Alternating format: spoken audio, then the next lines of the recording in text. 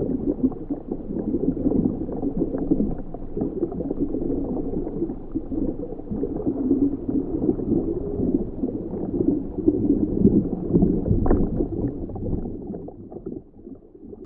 are conceived.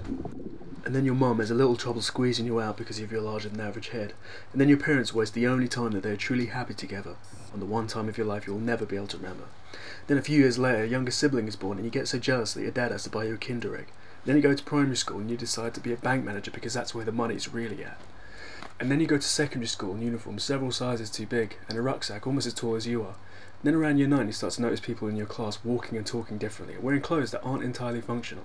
Then the longer you're at school, the more you end up hating everyone. And so you start bunking your lessons and getting stoned in the playing fields before catching a movie at the local multiplex. And feel as though you're learning a lot more about the facts of life than you ever would have during triple physics. And then you take exams but you think it's a joke that your adult life is going to be based on decisions you made barely aged 18. And then you finally leave school and get a job working nights cleaning the marble floors of an office skyscraper. And one night you stop and look out the window at the city below and watch the whole world going on just fine without you. And then you get another job, working days in a warehouse, unloading trucks, and listening to the other men talk about how many women they've fucked, hoping they won't realise that the last time you even held hands with a girl was in year 2 on a trip to the science museum. Then coming home one day you find your parents arguing over who lost a TV remote, and you wonder if anyone ever really grows up, or whether they just get older. And then over the years you save up enough to move out and rent a dingy one-bedroom flat, and you try and make it seem like your home by putting up posters that reflect you as a person. But it always seems fake, as though you're trying to convince yourself of your own personality by leaving A1 size reminders on the wall. Then you bump into a woman around your age who lives in the flat opposite yours, and then you have coffee, and then a couple of drinks, and then she says, "Life is harder for people who aim to exist than to those who just want to survive." And then you spend more and more time with her and discover that she likes Chanel Rouge Cocoa lipstick, brown sugar, and Sesame Street. And then you're not a virgin anymore, but it feels like a bit of an anticlimax. And the years start to go by with her, but the more intimately you get to know each other, the more you realise you don't have in common. That it's kind of creepy for a grown woman to still watch Sesame Street, and that red lipstick really makes her look like a sad clown.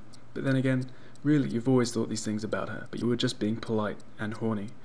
And then you move out and discover that you've saved a small fortune from working with those guys who talk about how many women they've fucked.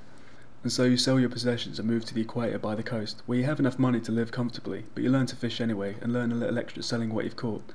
And then sometimes you stay out on your boat all night making up constellations that only exist for you.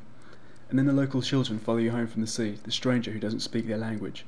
And then you start to give the fish you catch them because you don't really need the money. And then one night when you're on the toilet, you look down and realise it's been months since you've even thought about sex. And understand that with your libido ebbing away, all those pornos, online dating sites, Facebook stalking and rubbernecking at the bus stop have been useless cotton wool taking up a space in your brain that could have otherwise been used for something more meaningful if only you had had the balls to castrate yourself in your youth. And then, as you spend each day around noon hauling back your catch, you start to feel as though it's not fish that weigh you down, but memories, happy or regretful, each one perfectly preserved like a ship in a bottle, painfully nostalgic and growing heavier with age, as you now understand that you have more to look back upon than you do to look forward. And then your hair looks more grey than any other colour, and the children that followed you home are now young men and women who help you push out your boat every day, but your back hurts, and your eyes hurt, and your hands don't close properly anymore. And when you look in the mirror you can see how deep the wrinkles in your face are, like cuts.